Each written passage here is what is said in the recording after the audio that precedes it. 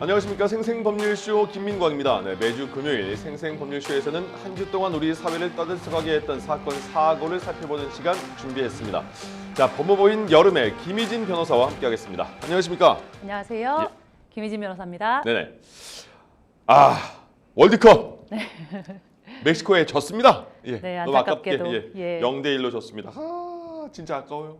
네. 근데 뭐 다음 경기 잘하면 되겠고. 네. 자, 경기 결과를 떠나서 이제 그 얼마 전에 멕시코 경기장에서 멕시코 그 국민들이 한국인에 대한 호감이 굉장하거든요. 네, 맞습니다. 예. 근데 경기장에서 한국인 유튜버가 이제 붉은 악마 응원 그 옷을 입고 경기장 옷을 입고 이렇게 동영상 찍는데 뒤에서 이 인종차별, 아시아인 인종차별하는 그 눈찍기하는 그 멕시코 사람이 찍혔어요, 같이. 네, 그죠? 네. 다분히 뭐 우리 한국인 유튜버를 겨냥해서 그런 거고 한국인이 찍고 있다는 걸 알면서 그런 것 같습니다. 그래서 피파에서는 그 우리 한국인 유튜버 피해자를 오늘 있었던 한국 멕시코 경기에 공식 초청을 했고 또 인종차별 반대 메시지까지 냈습니다. 이런 상황에서 말이죠. 네. 이런 인종차별, 상대 국가의 팬을 향해서 인종차별적인 모욕 행위 같은데 이렇게 했을 때도 법으로 어떤 처벌을 받나요? 심정적으로는 처벌을 받게 하고 싶으신 그쵸? 거죠. 그렇죠. 네, 가능합니다. 특히 이번 경기가 또 국제 혐오 표현 반대의 날이라는 게 있는데 네네. 그날에 열려서 더욱 의미를 더했다고 하는데요. 예. 이제 응원 과정에서 단순히 야유를 하는 것과 다르게 이제 이번 사건처럼 특정 인종이나 외모적 특징을 조롱하는 행위는요, 단순한 장난으로 보기 어렵지 않습니까? 예. 그래서 국가에 따라서는 모욕죄나 혐오 범죄로 처벌받을 수 있습니다.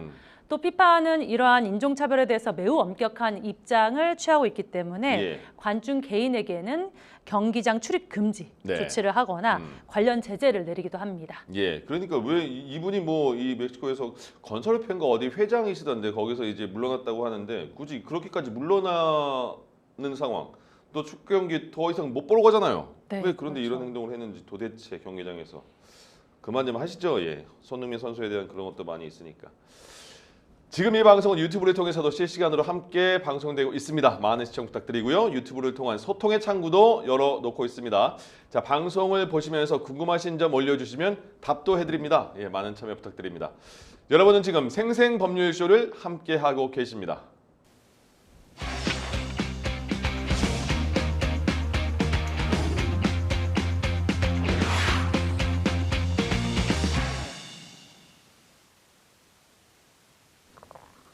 네, 화제의 중심에 있는 사건, 사고를 법률적인 시각으로 살펴보죠. 먼저 첫 번째 사건 확인해 봅니다.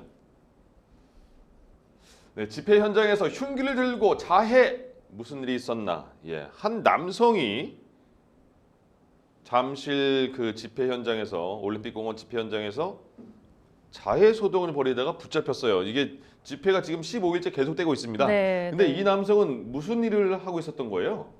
네, 지금 집회가 이제 무려 15일째 이어지는 가운데 네. 예상치 못한 흉기 소동이 발생했습니다. 예.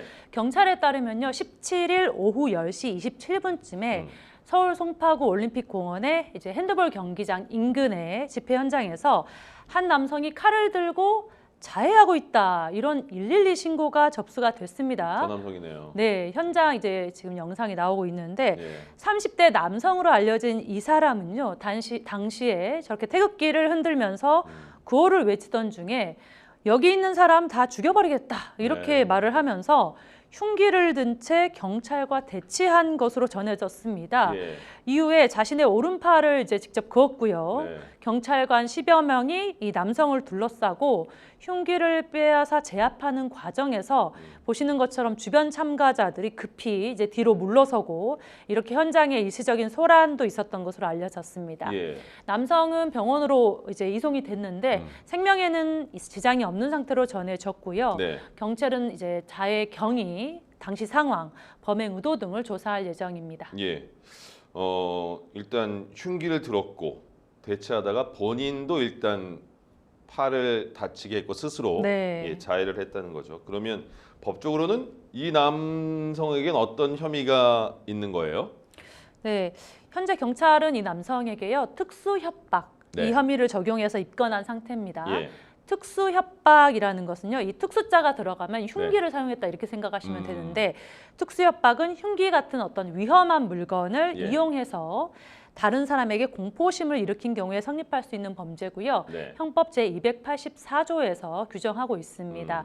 7년 이하의 징역 또는 1천만 원 이하의 벌금에 처하게 되겠죠. 예. 그래서 경찰은 이 남성이 집회 현장에서 흉기를 든 채 여기 있는 사람 다 죽여버리겠다 이렇게 말한 것을 중요하게 보고 있고요. 예.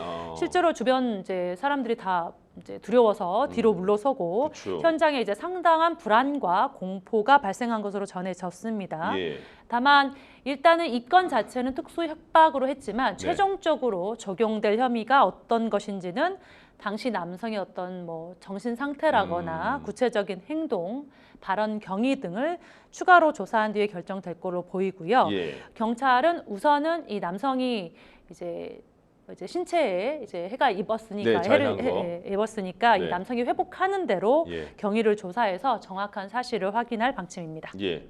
그러니까 그 말씀하신 것처럼 이 사람이 과연 제정신인 그 사람인가 이게 궁금한 게 그 당시에 현장에서 계속 외친 게 여기 있는 사람 다 죽여버리겠다 이렇게 말하면서 또 한편으로는 안에서 사람이 죽고 있다 이런 말을 굉장히 많이 했다고 해요. 근데 네. 이게 사실인지 아닌지 모르겠지만 지금 사실은 거의 아닌 것 같잖아요. 그런 일이 거의 없는 것 같은데 이런 발언한 것도 조사하면서 어떤 이 사람의 행동에 대한 단서로 볼 수가 있나요? 그렇죠. 충분히 가능성이 있습니다. 예. 현재로서는 그 발언의 의미 자체가 뭔지 단정할 수는 없는데요. 그러니까요. 이 보도에 따르면 뭐 안에서 사람이 죽고 있다 이런 말을 반복적으로 했다고 전해집니다. 예. 그래서 수사기관 입장에서는 이런 발언이 당시 남성의 어떤 행동의 동기 그리고 정신적인 상태를 파악할 수 있는 중요한 단서가 일단 될 수 있겠고요. 예. 실제로 또 이 남성이 어떤 상황을 또 목격을 했을 수도 있는 것이고 네네. 열어놓고 또 어떤 보면. 상황을 오해한 것일 수도 있기 때문에 또 다른 이유가 있었는지 확인은 분명히 필요합니다. 예. 그래서 경찰은 이 남성이 단순히 이 흉기를 소지하게 된 경위도 조사를 할 것이고 네. 왜 그런 발언을 했는지 그리고 당시에 이 주변 상황을 어떻게 인식을 하고 있었는지도 함께 조사할 것으로 보입니다. 예. 그러면 안에서 사람이 죽고 있다 이 말이 거짓인지 아닌지는 아직 모르는 상황이잖아요. 아직 보지 못했으니까. 그렇죠. 근데 심적으로는 거짓이겠지. 안에 사람이 죽어가고 있으면 당연히 뭐 어떤 조치를 취했겠지 국가에서라는 생각이 드는데 이걸 확인하려면 들어가서 확인해야 되잖아요. 그렇죠. 예. 근데 지금 집회 시위 참가자들이 거기를 막고 있거든요. 네. 그러면 경찰이 지금 물리력을 쓰는 건 굉장히 조심스러워하는 상황이라서 안 들어가고 있는데 맞아요. 네. 이걸 확인하기 위해서 이 남성의 말을 확인하기 위해서는 들어가야만 하는 겁니까? 아니면 지금 집회 시위대들이 막고 있어서 못 들어가는 상황인데 네. 어떻게 확인해요? 이거를 이제 이 범죄 혐의가 예. 어느 정도 인정이 된다라고 한다면 조사의 일환으로 예. 또는 뭐 영장을 발부를 받는다든지 네. 이런 상황을 해서 신빙성이 있는지를 일단 볼 것이고 예. 어느 정도 신빙성이 있다라고 한다면 들어가는 조치를 취하게 되겠죠. 예. 그러면 그때는 시위 참가자들이 그 길은 열어줘야 되잖아요. 그렇죠. 그렇죠. 적법한 이제 행정 절차, 공권력의 예. 행사에 대해서는 허용을 해 주셔야 되겠습니다. 예. 이 사람 사건은 뭔지 조사를 더 해봐야 될지 알겠지만 어쨌든 거기 체육기관 단체들이 거기 막고 있으니까 거기 못 들어가서 지금 월급도 잘 못 준다는 거니까 서류도 못 대고 그러니까 어쨌든 어떤 방법으로든 들어가는 게 맞지 않나 싶긴 한데 네. 하나 더 여기 있는 사람 다 죽여버리겠다 이러면서 흉기를 들고 막 이렇게 돌아다니는 거예요. 네. 그럼 무섭잖아요. 그렇죠. 예, 그러면 네. 이게 이 사람의 흉기를 든 의도일 수 있다라고 연결시켜서 생각할 수 있나요? 사람 다 죽여버리겠다 이게. 어쨌든 흉기를 평소에 우리가 뭐 MC 분이 뭘 가지고 다니는 않으니까 예?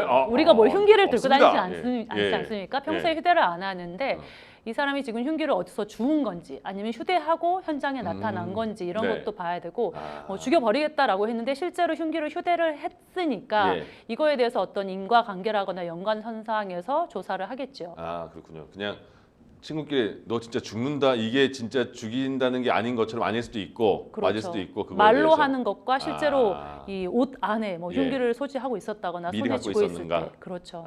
알겠습니다. 그럼 첫 번째 사건은 여기서 정리를 하고요. 다음 사건 한번 살펴볼까요? 자, 보좌진 폭행 논란 경찰 간부, 경찰이 직접 진상 조사에 나서나 이게 그 국민의힘에서 경찰청을 찾아간 의원들이 있고 보좌진이 있는데 경찰청의 경찰과의 어떤 물리적 충돌이 있다. 이게 신동욱 의원이 공개를 했는데 네. 영상을 유튜브에서. 근데 좀 정리 좀 해주세요. 어떤 내용인지. 이번 논란은요 서울경찰청장의 발언에서 네. 시작이 됐습니다. 예. 이 박정보 서울경찰청장이 이른바 아까 우리 언급한 개표소 봉쇄 시위 네. 이거 관련해서 이 불법 행위에 대해 패가망신할 수 있다 이런 취지로 경고를 했는데요. 예. 이에 대해서 국민의힘 측에서는 이제 시민을 위축시키는 부적절한 발언이다 이렇게 항의를 했고 협박하냐 막 그랬죠. 그렇죠. 그리고 지난 16일 나경원, 조배숙 의원 등을 비롯한 관계자들이 결국 서울경찰청을 방문하게 됐습니다. 예. 그런데 이제 경찰청을 방문한 이유가 박 청장을 면담하려고 간 건데 네. 이 박 청장에 대한 면담을 요구하는 과정에서 경찰 측이 이를 제지를 한 겁니다. 그러면서 이 들어가려는 입장과 경찰 측에서 제지하는 입장 양측 사이에 어떤 물리적 충돌이 발생을 했습니다. 지금 저거거든요. 보세요. 네. 핸드폰을 보좌진이 열었는데 저 중간에는 그 경찰이 굉장히 세게 손목을 잡고 거의 손목을 꺾을듯이 이렇게 해서 그 전화를 뺏으려고 하는 것 같아요. 그래서 신동욱 의원도 말리고 김장겸 의원도 말리고 이런 상황입니다. 예, 계속해 주시죠. 네, 맞습니다. 특히 서울청 경비부장인 이관영 경무관이 현장을 촬영하던 보좌진을 이제 제지하는 과정에서 영상에서 보시다시피 이제 신체 접촉이 있었던 것으로 보이는 영상, 이 네. 영상이 SNS를 통해 공개되면서 예. 폭행 논란으로 확대가 됐는데요. 예. 현재 경찰은 이제 당시 촬영된 영상 그리고 목격자 진술을 토대로 정확한 경위를 파악하고 있습니다. 그러니까 보면 지금 다시 봐도 저기 보좌진이라는 분이 그냥 대놓고 지금 동영상을 찍으려고 핸드폰을 들었어요. 근데 지금 이분이 굉장히 강하게 손목을 잡고 말린 거거든요. 네. 신체 접촉은 있었다고 봅니다. 네. 예, 만약에 이렇게 신체 접촉이 저 정도의 상황에 신체 접촉이 있었다면 저거를 폭행 혐의를 지을 수가 있는가? 어떻게 봐야 됩니까? 영상으로 볼 때는 충분히 폭행에 해당할 가능성이 있습니다. 예. 이제 많은 분들이 폭행이라고 하면은요 상대방을 뭐 때리거나 얼굴 때리고. 예, 아니면은 뭐 상처를 내고 예. 뭐 다치게 해야만 성립한다고 생각하시는데요. 네. 법적으로는 반드시 어떤 상해 결과가 발생할 필요까지는 없습니다. 예. 그래서 상대방의 의사에 반해서 이런 신체의 물리력을 행사를 했다라고 한다면 폭행죄가 성립할 수 있습니다. 예. 따라서 공개된 영상처럼 뭐 손을 낚아채거나 네. 뭐 팔이나 목 부위를 잡아당긴 행위가 있었다면 이 폭행 자체에는 해당할 여지가 있습니다. 아. 다만 중요한 건 예. 폭행에 해당한다 하더라도 네. 이 폭행의 유무와 실제 형사 책임이 인정되는지는 또 별개의 문제가 그래요? 됩니다. 그렇습니다. 예. 당시 경찰이요 보안구역 내에서 촬영을 제재하는 과정이었는지 예. 아니면 물리력 행사가 과연 어느 정도였는지 또 직무 수행 과정에서 어떻게 보면 불가피한 그런 접촉이었는지를 이제 종합적으로 살펴보게 되겠고 예. 결국에는 공개된 영상만으로 단정하기보다는요 예. 당시 현장 전체 상황을 토대로 이 폭행 여부를 판단해야 할 것으로 보입니다. 그러니까요. 국민의힘에서는 계속해서 폭행이다 이렇게 주장하고 있는 것 같고 네. 그리고 근데 경찰 측도 입장을 내놨죠. 좀 다른 것 같던데 내용이. 맞습니다. 지금 경찰 측은 현재 되고 있는 이런 폭행 주장과는 예. 다소 다른 입장을 보이고 있습니다. 네. 이 경찰에 따르면요. 물리적 충돌, 지금 영상에서 우리가 봤던 예, 이런 예. 물리적 충돌이 있기 전에 현장에 있던 젊은 경찰 직원이요.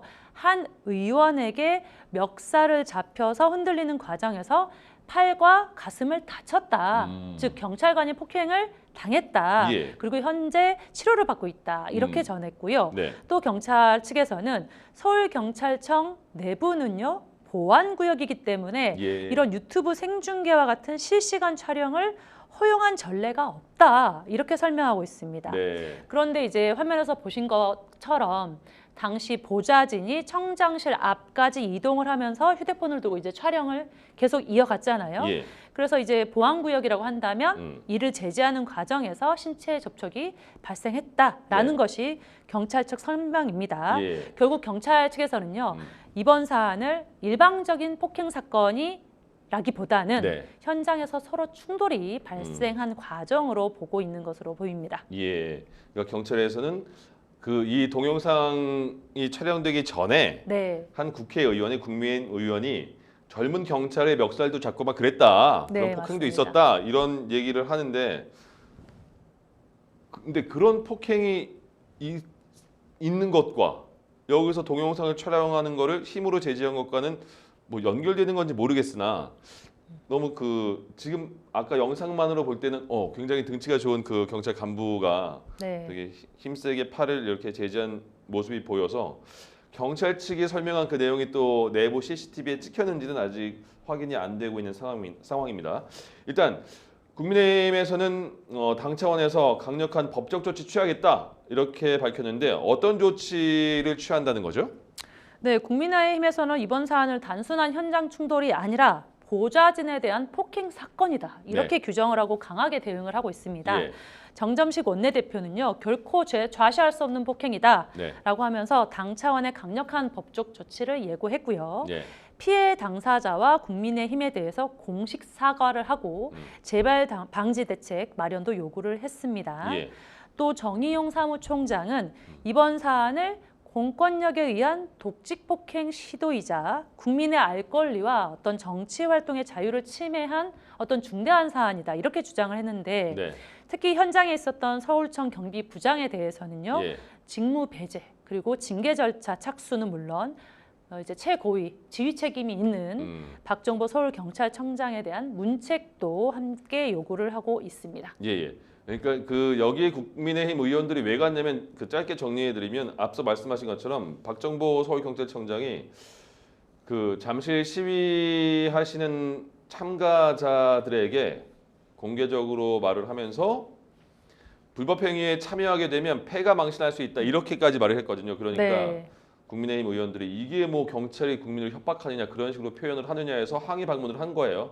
근데 경찰청에 갔는데 박정보 청장이 만나주지 않았습니다 처음에. 네. 그래서 안 만나주다가 한 1시간쯤 있다가 만나줬는데 그 과정에서 벌어진 일이고 또 만났을 때 뭐 나경원 의원도 그렇고 신동욱 의원 등등이 계속 그렇게 협박성 발언을 하는 게 맞냐 패가 망신이 뭐냐 하니까 제 표현이 지나친 것 같습니다 이렇게 약간 한 발 물러섰거든요. 예, 그런 상황이어서 국민의힘 의원들이 경찰청을 방문한 건데 보더라도 근데 그거는 이해는 가는 것 같아요. 그 보안구역일 수 있잖아요. 경찰청 네. 내부가. 근데 그렇죠. 그래서 동영상 촬영하는 게 안 된다라는 것까지 이해할 수 있는데 근데 그렇게 힘으로 강하게 막았어야 되냐라는 또 반론도 있을 수 있습니다.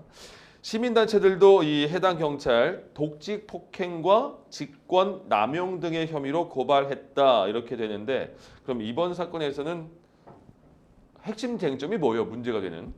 이번 사건에서 핵심 쟁점은 크게 두 가지로 정리를 할 수가 있습니다. 네.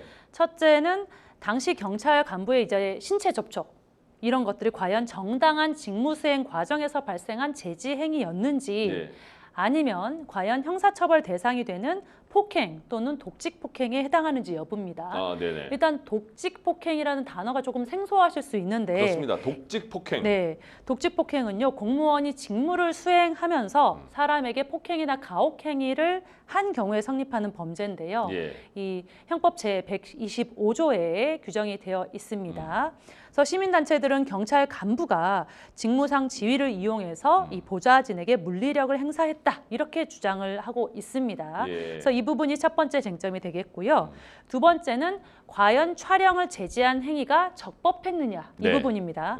고발인 측에서는 현장 촬영을 막은 것은 증거 확보를 방해하는 행위다 이렇게 주장하고 있고요. 예. 경찰 측에서는 보안구역 내 실시간 촬영을 제지하는 과정이었다 이렇게 설명하고 있어요. 네. 결국 당시의 물리력의 정도가 어느 수준이었는지 그리고 촬영 제지에 정당한 이유가 있었는지, 그리고 과연 공무원의 직무 범위 안에 있었던 일인지 아니면 네. 벗어난 행위였는지가 이 향후 수사와 법적 판단에 있어서 핵심 쟁점이 되겠습니다. 아, 그렇군요. 아까 화면에 나왔던 독직 폭행 그 법조항을 보니까 뭐 재판, 뭐 검찰이나 경찰 이렇게 말하는 거 보니까 공권력을 가진 공무원 같은 느낌이 들거든요. 네. 그들이 행한 폭행인 것 같아요. 네. 그러면 독직 폭행과 일반 폭행죄는 어떤 차이가 있는 거예요? 네, 이제 간단하게 말씀드리면 일반 예. 폭행죄는 뭐 MC분이나 저나 이런 예. 누구든지 다른 사람에게 폭행을 가하면 성립할 수 있는 게 바로 일반 폭행죄입니다. 그러니까 변호사님이 저한테 때렸어. 그렇죠. 폭행죄 이렇게 할 수 있다는 거죠. 네, 그렇습니다. 예, 예. 네, 누구나 예. 폭행죄에 이제 피의자가 될 수 있다라는 것이죠. 네. 반면 독직 폭행은요, 공무원, 형법상 공무원이라는 신분이 필요한 아, 겁니다. 공무원이 그렇죠. 공무원이어야만 하는군요. 그렇죠. 신분범이라고 하는데 예. 저희가 공무원이라는 신분이 필요하고요. 그리고 직무를 수행하는 과정에서 발생해야 됩니다. 즉 사생활이나 사적 어떤 행위는 해당되지 않아요. 아, 내가 공무원이라도 그렇죠. 아, 공무원이라도 사적인 공간에서 이루어지는 게 아니라 술자리에서 직무 싸웠어. 수행- 그런 건 상관없다는 아니죠. 거죠. 그건 일반 폭행인 아, 거죠. 예, 예. 그래서 직무를 수행하는 과정에서 사람에게 폭행이나 가혹행위 했을 때 성립하는 범죄인데 예. 단순히 폭행이 있었다는 사실만으로는 부족하고요. 공무원이 직무와 관련해서 권한 행사하는 과정에서 발생한 행위여야 됩니다. 네. 그래서 일반 폭행죄가 개인 간 발생한 폭행을 처벌하는 규정이라면 독직 폭행은 국가 권력을 가진 공무원의 어떤 위법한 물리적 행사를 처벌하기 위한 범죄다. 이렇게 볼 수 있습니다. 아, 근데 그것도 뭐 차이가 있는 것 같은데 뭐냐면 네. 만약에 변호사님이 저를 때렸어요. 제가 폭행 당했어. 근데 제가 저는 괜찮아요. 그 변호사님 그 처벌을 원하지 않습니다. 네. 이러면 처벌이 안 네. 되는 것 같은데. 맞습니다. 예. 맞습니다. 네. 그것 좀 비교해 주세요. 독직 폭행은 그게 안 되나 보죠? 그게 안 되죠. 왜냐하면 예. 일반 폭행은 사인 간에 이제 뭐 어떤 침해 행위가 있었던 거기 때문에 네. 피해자가 원치 않는다. 예. 처벌 불원 의사를 밝히면은 처벌을 안 합니다. 네네. 그렇죠. 폭행 같은 경우는 예. 경미한 경우에 상해죄는 또 별도예요. 상해죄는 내가 처벌을 원치 않더라도 이미 수사는 진행이 되고 처벌을 다르구나. 다릅니다. 예. 이게 이제 그러니까 죄가 작으면 내가 용서해 줄 수 있지만 죄가 커지면 국가에서 용서하지 않는다. 이렇게 생각하시면 돼요. 아, 그러네요. 예. 그렇죠. 그리고 그래서 독직 폭행도 마찬가지겠죠. 네. 일반 사인이 아니라 공무원은 국가의 어떤 권력을 대리하는 사람이라고 예. 하죠.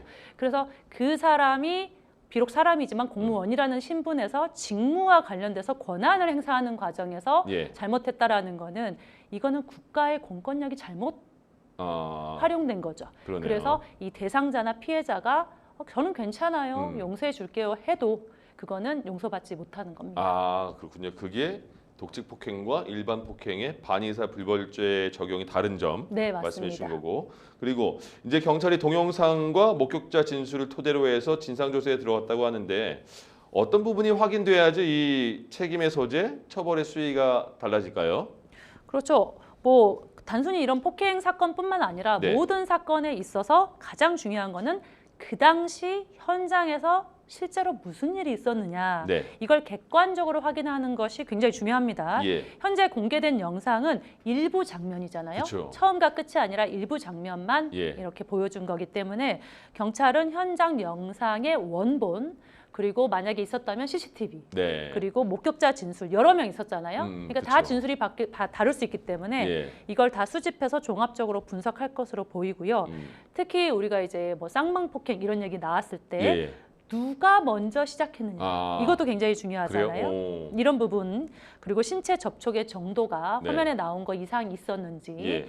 이런 수준 정도도 그리고 촬영 제지가 적법한 적당한 수준이었는지 예. 이런 것도 다 핵심 쟁점이 될 것이고 예. 이제 계속 중요하게 경찰 측에서 말하고 있는 보안 구역 여부 그리고 경찰 제지에 있어서 법적 근거가 있었는지 예. 함께 확인되어야 폭행이냐 독직 폭행이냐 그리고 정당한 직무 집행이었느냐 이러한 책임 소재가 가려질 수 있겠습니다. 예, 지금은 국민의힘 측에서 보여준 동영상만 지금 그 저희가 봤으니까 경찰 측에서 주장하는 부분은 또 다른 부분이 있으니까 그 부분도 영상으로 확인할 수 있을지는 모르겠습니다. 일단 여기까지 두 번째 사안까지 확인해봤습니다. 여러분은 지금 생생 법률쇼를 함께 하고 계십니다.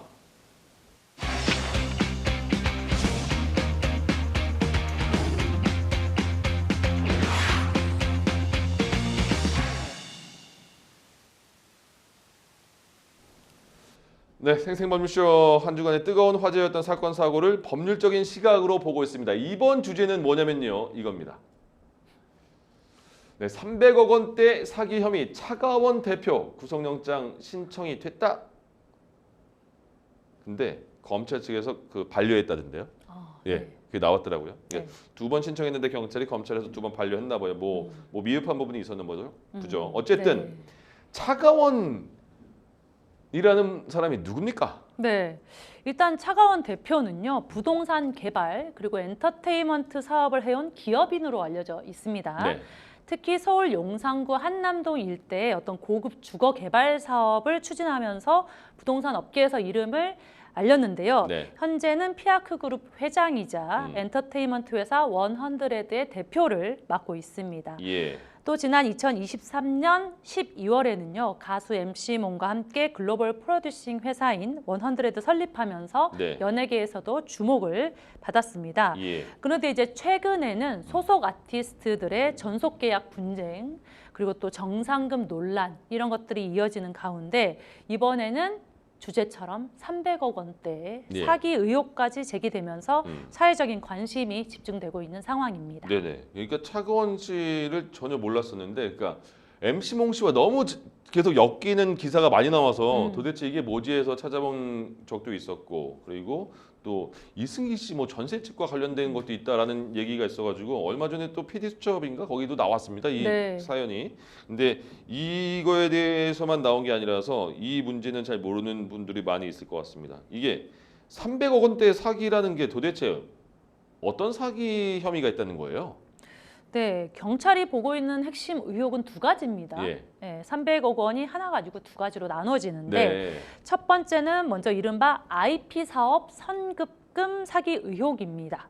차 대표는요, 자신이 보유한 소속 연예인들의 지식재산권, 우리가 IP라고 하잖아요. 아, 예. 인텔렉츄얼 프로퍼티, 예. 지식재산권을 활용한 사업을 추진하겠다면서 이 상장사인 노모스와 계약을 체결했습니다. 네. 그런데 사업 추진 명목으로 약 242억 원의 선급금을 받았다고 합니다. 예. 그런데 실제 사업을 제대로 진행하지 않았다. 이런 의혹을 받고 있는 것이죠. 예. 그래서 경찰은 당시에 사업을 수행할 의사와 능력이 있었는지 여부를 집중적으로 들여다보고 있습니다. 네. 이게 바로 첫 번째 사기 의혹이 되겠고요.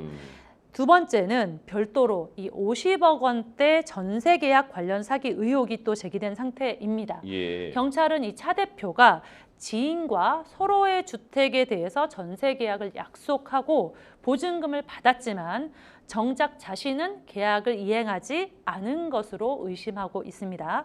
그래서 경찰은 이 두 사건을 아까 242억이라고 했고 네. 50억이라고 했으니까 어. 합쳐서 약 300억 원 규모의 사기 예. 혐의가 성립할 수 있다고 보고 최근 구속영장을 신청을 했던 것입니다. 예. 근데 경찰이 그러니까 구속영장 신청하면 검찰이 받아들이면 그거를 또 법원에 청구하는 과정이 있는 네, 거잖아요. 맞습니다. 예. 근데 경찰에서 검찰에 신청을 했는데 검찰에서 아직 좀 미흡하다 그래서 반려했습니다. 그래서 그거를 두 번째 반려했다고 기사가 나오더라고요. 그래서 아무튼 구속영장 신청했는데 반려됐다. 그러면 이제 차가원 대표 측의 뭐 입장도 나왔겠죠? 네. 차가원 대표 측은요, 현재 제기된 이 사기 혐의를 전면 부인하고 있습니다. 네. 차 대표 측의 핵심 주장은요, 예. 사기가 아니라 단순한 사업 실패다라는 아, 것이죠. 안 한 게 아니라 못한 거다. 그렇죠. 예. 네, 쉽게 설명하면 맞습니다. 계약 당시에는요, 실제로 사업을 추진할 의사가 있었고 예. 자금을 변제할 능력도 충분히 갖추고 있었다고 주장을 하고 있습니다. 네. 특히 본인은 연대보증까지 제공을 했다. 이걸 강조하고 있는데요. 예. 만약에 내가 처음부터 상대방을 속여서 돈을 가로챌 의도였다면 연대보증까지 과연 섰겠느냐. 네. 그런 이유가 없었다라는 것이죠. 또 사업이 예상대로 진행되지 않아서 결과적으로 손실이 발생한 것일 뿐이지 예. 계약 체결 당시부터 상대방을 기망하거나 이 선급금을 편취하려 한 사실은 없다. 이런 입장이고요. 예. 결국 차 대표 측은 이번 사건을 형사상 사기 사건이 아니라 네. 사업 실패로 인한 어떤 민사적인 분쟁으로 봐야 한다고 주장하면서 예. 혐의를 강하게 부인하고 있습니다. 아, 마지막에 말씀하셨던 그거는 무슨 말이에요? 그러니까 형사상은 부인하고 민사상은 인정하고 이런 거예요? 그게 네, 뭐죠? 그러니까 네, 맞습니다. 뭐 신체적인 구속은 안 당하겠고 돈으로 갚아야 될 문제다 이런 거예요? 뭐예요? 설명 좀 해주세요. 이 부분이 굉장히 중요하고 예. 저희가 이제 사기나 손해배상 사건 하면서 이 부분에 대해서 굉장히 논란이 많이 돼서 네. 사기죄가 성립이 되고 안 되고가 있거든요. 예. 그래서 이 법적으로 사업 실패냐 아니면 사기죄냐 가장 큰 차이점은요. 네. 사업 실패는 형사처벌 안 받습니다. 아 예. 사기죄잖아요. 예. 형사처벌 받는 것이죠. 네. 그래서 이 두 가지 사업 실패랑 사기를 두 가지를 구별하기 위한 가장 중요한 차이는요. 네. 계약 당시에 예. 그 당시에 의사와 능력입니다. 네. 그래서 계속 의사가 있었냐 능력이 있었냐 이 얘기가 나오는 예. 건데 사업을 하다 보면 시장 상황이 바뀐다거나 네. 투자 환경이 변화된다거나 이래서 사업이 실패할 수 있잖아요. 그렇죠. 이런 경우에는 손해배상과 같은 그냥 민사상, 개인적인 사적인 책임이 문제될 수는 있어도 예. 곧바로 뭐 사업을 실패했다고 해서 사기죄가 성립되는 것은 아니죠. 아 그럼 너무 과하죠. 사업도 실패해서 지금 너무 힘든데. 그렇죠. 예. 그렇죠. 그런데 반면에 계약을 체결할 그 당시부터 네. 사업을 정상적으로 수행할 의사라거나 아니면 능력이 전혀 없었다. 예. 또는 계약 체결에 있어서 굉장히 중요한 사실이 있을 수 있거든요. 예. 중요한 사실을 숨기고 말을 하지 않은 채 상대방을 속여서 돈을 받았다면 그렇다면 형사상 사기죄가 성립할 수 있습니다. 네. 그래서 이번 사건에서 경찰이 주목하는 부분도 바로 이건데요. 예. 차 대표 측이 이 노모스와 계약을 체결할 그 당시에 네. 그 당시 그 시점에 실제로 사업 수행이 가능했냐 예. 그런 능력이 있었느냐 또 이 기존 계약 관계가 단기간에 종료되기 어려운 상황을 알면서도 충분히 설명하지 않고 계약을 하고 선급금을 받았느냐 예. 이런 것들을 살펴보고 있는 것이죠. 어. 결국 이번 사건은요. 사업이 실패했느냐 이게 중요한 게 아니고 네. 계약 당시 그 시점에 있어서 이 차 대표가 어떤 상황을 알고 있었고 상대방에게 무엇을 설명했고 무엇을 설명하지 않았는지 아. 즉 기망의 의사 사기는 속이는 게 들어가는 거죠. 예. 기망의 의사가 있었는지가 핵심적인 것입니다. 그러니까 어쨌든 지금 사업이 실패냐 아니냐 중요하지 않다고 했더라도 사업이 안 된 건 맞긴 맞네요. 어쨌든 그렇죠. 기본적으로 안 돼서 맞습니다. 돈을 못 준다 이건 거 아니에요. 네. 예. 그러면 지금 차가원 대표는 계약 당시에는 사업 의지도 있었고 변제 능력도 충분했고 연대 보증까지 썼다. 그러니까 사업이 실패한 거지 돈을 가로챌 의도가 없었다. 근데 보통 이런 사건에 대해서는 대부분 이렇게 변명을 하더라고요. 변명인지 사실인지 모르겠으나 사실은. 근데 차 대표 측에서는 혐의를 이렇게 강력하게 부인하고 있는 상황이고 수사 절차에도 강한 문제를 제기한다고 하는데 이건 또 무슨 내용일까요? 네, 차 대표 측에서는 사기가 아니었다, 예. 뭐 사업 실패였다, 이러한 주장 외에도 네. 수사 절차 자체가 공정하지 않았다 예. 이렇게 문제를 또 제기를 하고 있습니다. 예. 차 대표 측에 따르면요, 지난달 피의자 조사 과정에서 변호인과 충분히 상의할 기회를 보장받지 못했고 네. 수사관들이 변호인의 어떤 조력을 사실상 제지했다라는 겁니다. 예. 그래서 피의자 신문 조서를 작성을 하는 과정에서 자신에게 유리한 진술은 그 조서상에 누락이 됐고 예. 또는 축소됐고 일부 진술은 실제 자신이 진술한 취지와 다르게 기재되었다 이렇게 주장을 하고 있는 거예요. 네. 차 대표 측에서는 수사기관이 처음부터 내가 유죄다라고 예단을 갖고 수사를 진행했고 예. 정당한 방어권 행사마저 조사 방해로 기록했다 이렇게 반발을 하고 있는 겁니다. 예. 아니 근데 변호사시잖아요. 네, 그러니까 차가원 씨 옆에 변호사가 있었을 거 아니에요? 그러시겠죠. 네. 근데 이렇게 할 수가 있을까? 있어요? 그 수사기관에서? 이게 쉽지는 않거든요. 저희가 예. 조사 동행을 해서 들어가면 예. 항상 이 수사관 분들과 이제 어떤 내용이 오고 가는지 옆에서 저희가 다 보고 네. 문제가 있는 경우에는 뭐 문제 제기도 하고 예. 이렇게 하는데 제가 이 상황에 변호인으로 들어가지 않았기 때문에 모르시니까 어떤 상황이 모르시지만, 있었는지는 예, 알 수가 보통 없는 것이죠. 일반적으로 볼 때. 일반적으로는 그런 경우가 흔하지는 않습니다. 예, 그러니까요. 아니 그 차가원 씨가 조사 받는데 옆에서 변호인이 도와주려고 하는데 그거를 수사관이 도와주지 말라고 했다 이런 느낌인 것 같고 그 다음에 변호사와 상의해서 말을 하려고 하면 그거는 그렇게 하면 안 된다는 식으로 말을 하는 것 같다고 차가원 씨는 주장하고 있는 거고 피의자 신문 조서를 작성하는데 내가 말한 내용이 제대로 다 그 조서에 담기지 않았다. 와, 이거는 생각하기에 이럴 수가 있나? 그 수사기관이 이랬으면 수사기관 당연히 법적 처벌 받아야 되는 거 아닙니까? 이게 사실이라면? 그렇죠. 만약 이 차 대표 측의 주장이 사실로 확인이 된다라고 예. 하면 수사 절차의 위법성이 문제가 될 수 있겠죠. 네. 저희 형사소송법상에 피의자가 조사 과정에서 변호인의 조력을 받을 권리를 예. 보장하고 있습니다. 특히 제244조 제2항은요. 피의자 신문조서를 열람한 뒤에 잘못된 부분을 네. 정정하거나 보충할 수 있는 권리를 인정하고 있습니다. 지금 화면에 나오는 것처럼 피해자 신문조서 작성할 때 조서에 추가로 뭐 기재를 한다거나 이의를 제기했던 부분은 예. 남겨둬야 된다.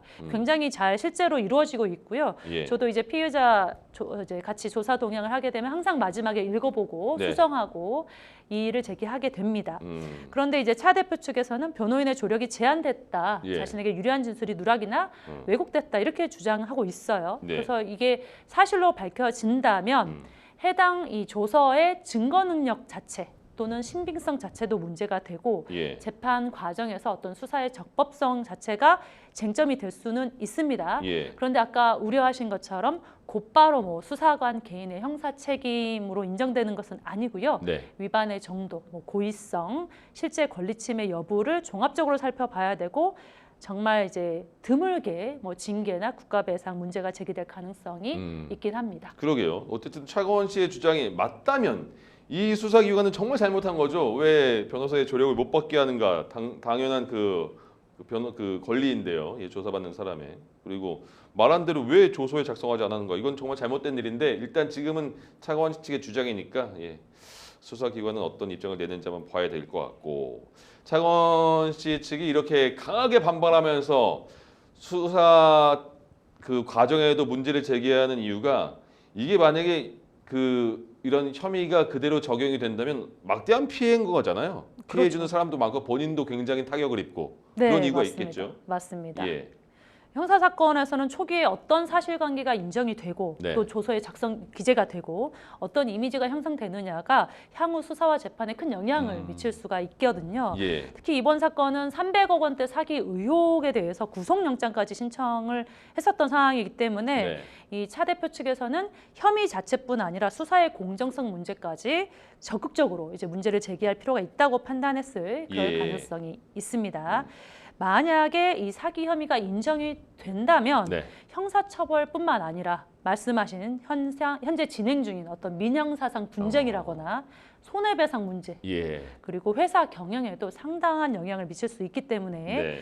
이게 중요한데 실제로 이제 출국 금지 요청이나 정상금 미지급 논란이 있다고 했죠. 예. 그리고 소속 아티스트들의 잇따른 계약 해지 통보 여러 문제가 한꺼번에 이렇게 불거지면서 네. 이 회사의 대외 신뢰도도 큰 타격을 받고 있는 상황입니다. 예. 그러니까 이게 막대한 돈이 걸린 문제고 또 그렇죠. 잘못되면 신체에 대한 제약도 챙길 수 있는 상황이라서 차관 씨가 이렇게 행동을 하는 것 같고 강하게.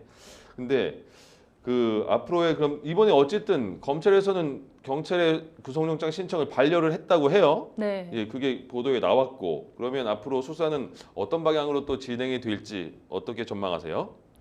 일단 구속영장을 신청을 그냥 뭐 심심해서 하지 않거든요. 그쵸? 네, 보통은 이제 확보된 자료를 바탕으로 예. 혐의가 상당히 중대하다 이렇게 봤을 때 신청을 합니다. 네. 근데 다만 이제 구속 여부와 별개로요. 예. 앞으로 수사의 핵심이라고 보게 되면은 사기죄가 실제로 성립하는지 이 여부를 입증하는 데 있겠죠. 예. 아까 이제 말씀드린 것처럼 실제로 이 노머스와 계약을 체결하는 그 당시에 네. 과연 실제 사업을 수행할 수 있는 능력이나 의사가 있었는지와 예. 또 사업 진행에 중대한 영향을 미칠 수 있는 거를 사정을 알면서도 말하지 않았는지 네. 이런 게 집중적으로 볼 거고 그걸 확인하기 위해서는 어떤 계약서 그리고 회사의 내부 문건이나 예. 자금의 흐름, 관련자 진술 등이 중요한 증거가 될 수 있겠습니다. 그래서 상대방을 속이려는 기망의 의도가 있었는지가 과연 사기의 의사가 있었는지 이게 이제 결정적인 쟁점이 될 것으로 보입니다. 그렇군요. 차가원 씨 측이 주장하는 이게 단순 사업 실패냐 네. 아니면 수사하는 입장에서 볼 때 사기죄 혐의가 있느냐 그 구분하는 그런 것도 오늘 잘 들어서 구분이 가는 것 같습니다. 알겠습니다. 이번 사건은 여기까지 하고 이제 다음 사건 한번 확인해 볼까요? 아 이건 뭐 거의 스릴러 공포 영화랑 비슷합니다. 사람 다리가 발견됐는데 일주일 만에 반전이 누구 다리인가 싶었는데 요양병원에서 아 이거 잘못 우리가 배출한 거다 이렇게 말을 했습니다. 인천의 재활용품 공공처리 시설인데 사람 다리로 추정되는 부위가 발견됐습니다. 그러니까 추정이 아니라 다리입니다. 다리가 그렇죠. 맞죠? 네. 예, 다리가 발견된 거예요. 다리만. 네. 얼마나 무섭습니까? 그래서 이제 신고를 했는데 누구냐 이게 도대체 발 크기도 작고 그러니까 이게 초등학생 다리인지 막 너무 그래서 이것저것 많이 알아봤는데 한 요양병원에서 아 우리가 그거 밖에다 그 내다 놓은 거다 이렇게 결론은 났습니다. 일단 네. 좀 자세하게 좀 설명해 주세요. 네, 이 사건은 지난 10일 오후 2시 28분쯤에요. 인천 연수구 송도 생활자원회수센터에서 이 재활용품을 선별 작업을 하잖아요. 네. 이 선별 작업을 하던 직원이 사람 다리로 추정되는 신체 부위를 발견하면서 시작이 됐습니다. 예, 얼마나 무서워. 네, 깜짝 놀라셨을 것 예. 같아요. 그래서 발견된 부위는요, 무릎 아래부터 발 뒤꿈치까지 약 41cm, 예. 굉장히 긴 길이였고요. 네. 이제 피가 묻은 어떤 붕대에 감겨 있어서 당시에는 이게 무슨 또 다른 범죄냐, 그쵸. 강력 범죄냐 예. 이렇게 가능성이 제기됐고 예. 경찰도 수사본부를 확대하고 뭐 광역수사대 인력까지 추가 투입해서 네. 이 신체 부위의 유입 경로를 집중적으로 추적을 해왔습니다. 네. 그런데 수사 과정에서 반전이 있었죠. 예. 요양병원에 있는 간호과장이 예. 관련 이제 뉴스를 보고요. 병원 CCTV 그리고 관련 관계자 진술을 확인한 뒤에 예. 해당 신체 부위가 자신들의 병원에서 나온 것일 가능성이 있다고 판단해서 경찰에 자진 신고를 한 겁니다. 네네. 그래서 경찰 조사를 해보니까 음. 해당 병원은 지난 8일에 80대 입원 환자의 이 절단 부위를요. 예. 의료 폐기물 전용 용기, 예. 의료 폐기물 전용 용기에 잘 보관을 했는데 어. 다음 날 이 병원의 자원봉사자가 네. 이 물품을 속고붕대 폐기물로 예. 착각을 해서 일반 재활용 쓰레기 봉투에 넣어버린 것으로 파악이 되고 있습니다. 예. 또 경찰이 이 환자의 DNA와 또 발견된 이 신체 부위의 DNA를 대조를 해봤겠죠. 요양병원에서 그렇죠. 이제 다리 절단한 맞습니다. 환자. 그렇죠. 그 예. 80대 입원 환자. 네. 했더니 국가수에서도 동일하다라는 이런 구두 소견이 나온 상태고요. 예. 현재로서는 강력범죄보다는 의료 폐기물 처리 과정에서 잘못 배출된 사고일 가능성에 무게가 실리고 있습니다. 아 그러니까 이게 근데 일단 이런 일은 그냥 처음 들어보는 거잖아요. 그렇죠. 절단된 네. 다리를 그냥 내다 버렸다고? 근데 그게 그 재활용 센터로 갔는데 거기서 발견됐다고? 이 이해를 할 수 없는 부분인데 이제 의료 폐기물이라는 게 지금 그 저희가 전해드리는 뭐 수술해서 절단된 뭐 그 신체 일부 네. 이런 건데 그럼 이런 거는 어떻게 처리를 해야 되는 건지 법으로 나와 있을까요? 그렇죠. 우리는 이제 의료 폐기물을 쓰레기장에서 본 적 없으시잖아요. 예, 그렇죠. 의료 폐기물이란 용어도 거의 안 씁니다. 그렇죠. 예, 그리고 이거- 사람의 신체가 거기 나올 줄이야 생각도 못하죠. 그렇죠. 우리가 상상을 해보면 병원에서 사람의 신체에 관련된 게 굉장히 많은 게 나오고 있을 텐데 네, 그러겠죠. 우리가 본 적이 없잖아요. 맞아요. 즉 의료 폐기물은 일반 쓰레기와 달리 이제 예. 감염이나 네, 아니면 인체 위해 가능성이 있기 때문에 매우 엄격하게 법으로 관리를 하고 있습니다. 예, 특히 인체 조직 또는 절단 부위와 같은 의료 폐기물은요. 의료기관이 전용 용기에 별도로 분리 보관을 해야 하고 또 허가를 받은 의료 폐기물 처리 업체를 통해서 수거하고 운반한 뒤에 예. 최종적으로 소각하는 그런 절차를 거치게 됩니다. 네, 반면에 이제 저희들이 알고 있는 일반 폐기물은 예. 지자체나 뭐 민간 폐기물 처리 시설로 보내면 재활용품 선별 작업 거친 다음에 소각하거나 매립하게 되겠죠. 네, 그래서 이번 사건이 큰 충격을 준 이유도요. 예, 원래는 이제 의료 폐기물 처리 체계 그 체계 안에서 처리됐어야 되는데 네, 이 인체 조직이 일반 재활용품 선별 시설에서 발견됐기 때문이죠. 예, 그래서 앞으로는 이게 실제로 이런 오배출이 있었는지 네. 또 병원 내부의 어떤 의료 폐기물 관리 절차가 제대로 지켜졌는지가 예. 중요한 조사 대상이 될 겁니다. 그러니까요. 그 신체 그 일부를 이제 처리를 해야 되는 규정이 있을 텐데 그거를 저는 재활용 그 분리수거하는 병원 자체에서 그 쓰레기를 놓는데 옆에 있어서 자원봉사자가 헷갈릴 정도로 놓고 있다는 것 자체도 이상하거든요. 예. 네네네. 다른 뭐 보관 냉동 보관이나 할 수 있지 않을까 싶은데 어쨌든 네. 이렇게 의료 폐기물을 잘못 버린 병원이잖아요. 일단 네. 어떤 책임을 지는 거예요? 병원 측이 설명한 대로 만약에 의료 폐기물이 일반 폐기물로 잘못 배출된 사실이 확인된다면요. 네. 폐기물 관리법상 책임이 문제가 됩니다. 예. 폐기물 관리법을 위반하면요. 위반 내용에 따라서 과태료나 네. 아니면 행정처분을 받을 수 있고요. 예. 경미한 경우에는 뭐 수십만 원의 과태료가 부과되겠지만은 만약에 사업장의 폐기물을 불법 투기했다거나 예. 뭐 불법적으로 매립 소각하게 되는 그런 중대한 위반의 경우에는 7년 이하의 징역, 7천만 원 이하의 벌금에 예. 처해질 수도 있습니다. 예. 다만 현재까지 드러난 내용을 봤을 때는 고의로 누군가 버렸다기보다는 뭐 의료 폐기물을 일반 폐기물로 착각해서 잘못 배출한 사고에 가깝다는 설명이 나오고 있습니다. 아 그렇군요. 근데 그 요양병원은 뭐 많이들 듣잖아요. 네, 근데 네, 요양병원에서 맞습니다. 이렇게 절단 수술은 엄청 큰 수술인데 네, 맞아요. 이런 게 가능한 병원이었는지 이 문제도 나오던데요. 그렇죠. 현재 제기되는 의문도 바로 그 부분입니다. 예. 요양병원은 보통 이제 아프신 분이거나 예. 나이 드신 분이 그냥 뭐 조그맣게 네. 간간히 치료를 받는 이렇게 생각을 하시잖아요. 예. 근데 일반적으로 다리 절단 이런 수술은 뭐 수술실, 뭐 마취 설비, 관련 전문 인력을 다 갖춘 의료기관에서 이루어지는 것이 그렇죠. 원칙입니다. 예. 이번 사건에 해당 요양병원은요. 예. 신경외과와 외과의 의료진은 갖추고 있답니다. 네. 근데 별도의 수술실은 또 없는 것으로 알려졌어요. 그럼 어디서 했어? 네, 그래서 실제 절단이 어디에서 어떤 방식으로 이루어졌느냐 와. 이게 쟁점으로 떠오르는데 예. 현재까지 이 요양병원 측에서는 환자의 어떤 괴사한 다리를 절단한 뒤에 예. 의료 폐기물 전용 용기에 보관했다고 설명하고 있을 뿐이고 네. 구체적인 의료 행위 이 경위는 확인되지 않은 상태입니다. 야. 그래서 경찰도요 단순히 의료 폐기물 오배출 여부만 보는 게 아니라 네. 과연 이 해당 절단 과정이 의료법상으로 예. 적법하게 이루어졌는지 필요한 시설과 절차는 과연 갖추고 적절하게 이루어졌는지 예. 확인할 계획이라고 밝혔습니다. 자, 이 요양병원에서 어쨌든 수술실은 없는데 우리가 그 수술한 건 맞아요 이렇게 말한 거잖아요. 네, 맞습니다. 제가 얼마 전에 손가락을 굉장히 깊게 패였는데 네. 동네에 정형외과 의원이 있잖아요. 네. 그래서 거기서 갔더니 아 이거는 너무 깊게 패여서 저희는 못하고 일반적으로 꼬맬 수 있는데 이 상태는 못하고 수술실이 있는 병원을 가야 됩니다. 이래서 네. 병원으로 다시 옮겨줬거든요. 근데 하다못해 이렇게 그 잘린 것도 그렇게 옮겨서 치료를 네. 받았는데 다리 절단을 이렇게 베드가 없는 데서 했어요. 그러면 만약에 수술실이 없는 병원에서 수술이 진행됐어요. 지금 이건 맞아 네. 그 사건이 이렇죠.